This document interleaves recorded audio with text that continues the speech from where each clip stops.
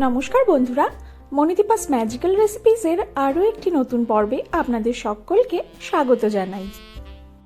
শীতের সন্ধ্যায় গরম গরম চায়ের সাথে ফুলকপির সিঙ্গাড়া খেতে কিন্তু বেশ দারুণ লাগে। তাই আজ আমি নিয়ে এসেছি একেবারে মিষ্টির দোকানের মতন ফুলকপির সিঙ্গাড়ার রেসিপি। চলুন রেসিপিটি দেখে নেওয়া যাক।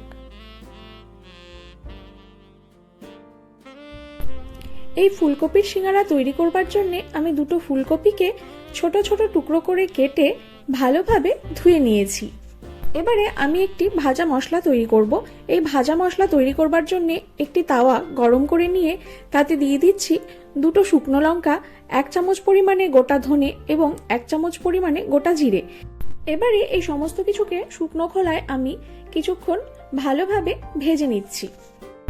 ভাজা হয়ে গেলে একটু ঠান্ডা করে নিয়ে এই সমস্ত কিছুকে একটি মিক্সির জারে দিয়ে ভালোভাবে গুঁড়ো করে নিলেই আমাদের ভাজা মশলা একেবারে তৈরি হয়ে যাবে।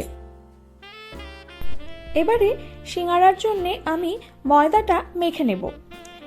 একটি মিক্সিং বোলে নিয়ে নিচ্ছি 1 কাপ পরিমাণে ময়দা, দিয়ে দিচ্ছি স্বাদমতো নুন এবং স্বাদমতো চিনি। এবারে এই সমস্ত কিছুকে একসাথে ভালোভাবে মিশিয়ে নিয়ে পরিমাণ মতন তেল দিয়ে ভালোভাবে ময়ান দিয়ে নিচ্ছি।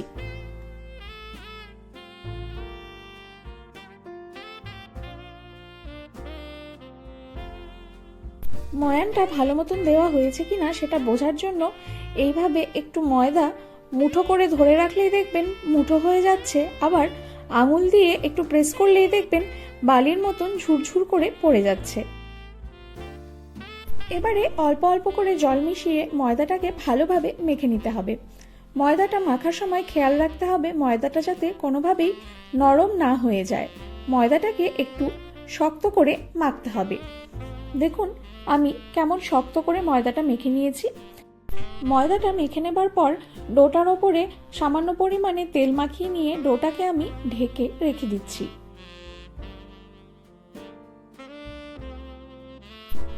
এবারে একটি কড়াই গরম করে তাতে সামান্য পরিমাণে তেল গরম করে আমি দিয়ে দিচ্ছি 1 চামচ পরিমাণে 5 ফোড়ন, 1 চামচ পরিমাণে আদা কুচি এবং 1 চামচ পরিমাণে কাঁচা লঙ্কা কুচি। এবারে এই সমস্ত কিছুকে একসাথে ভেজে নিচ্ছি। যতক্ষণ না পর্যন্ত আদার কাঁচা গন্ধটা চলে যাচ্ছে ততক্ষণ ভাজতে হবে।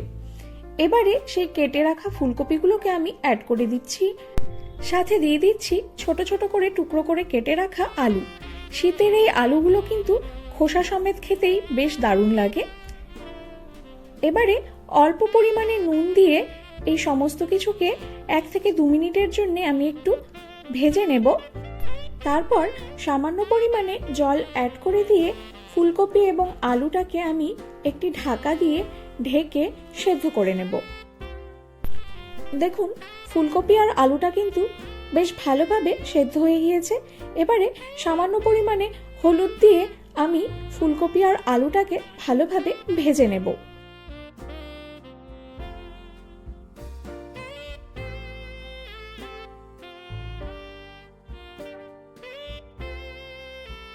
ফুলকপি আর আলুটা হালকা ভাজা হয়ে এলে পরিমাণ মতন ভাজা মশলা, স্বাদ অনুযায়ী চিনি এবং সামান্য পরিমাণে ধনেপাতা কুচি দিয়ে ভালোভাবে আবারও ভেজে নিতে হবে।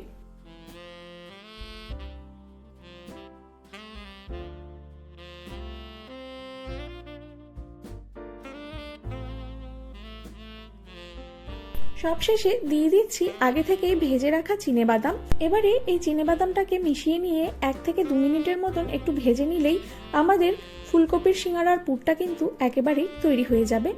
এবারে গ্যাসের ফ্লেমটাকে অফ করে দিয়ে এই পুরটাকে আমি ঠান্ডা করে নেব। সিঙ্গাড়ার পুরটা যতক্ষণ ঠান্ডা হচ্ছে ততক্ষণে আমি ডোটাকে আরও একবার ভালোভাবে মেখে নিচ্ছি। এবারে ডোটা থেকে আমি ছোট ছোট লেচি কেটে নেব।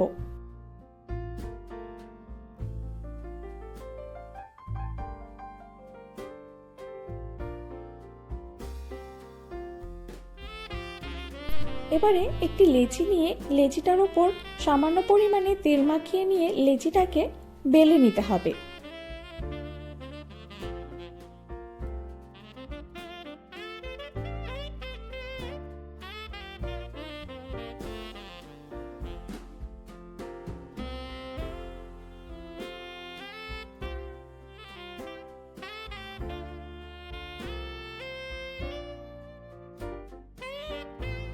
লুচিটা বেলে নেবার পর এইভাবে একটি ছুরির সাহায্যে ঠিক মাঝ বরাবর কেটে নিতে হবে।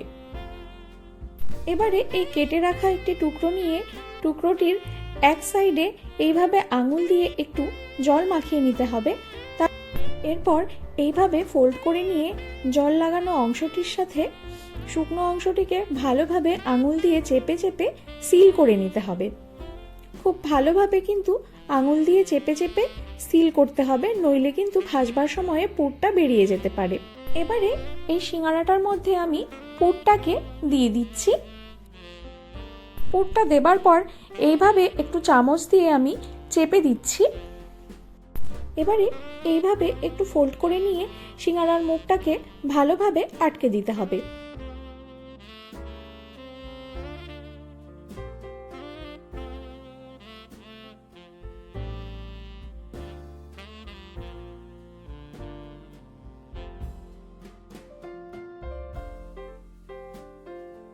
দেখুন, সমস্ত সিঙ্গারাগুলোকে আমি ঠিক একইভাবে তৈরি করে নিয়েছি। এবারে একটি কড়াইয়ে তেল গরম করে নিয়ে আমি সমস্ত সিঙ্গারাগুলোকে এক এক করে গরম তেলে দিয়ে দিচ্ছি। এরপর একটি স্প্যাচুলার সাহায্যে তেলগুলোকে সিঙ্গারার গায়ে এইভাবে একটু দিয়ে দিচ্ছি।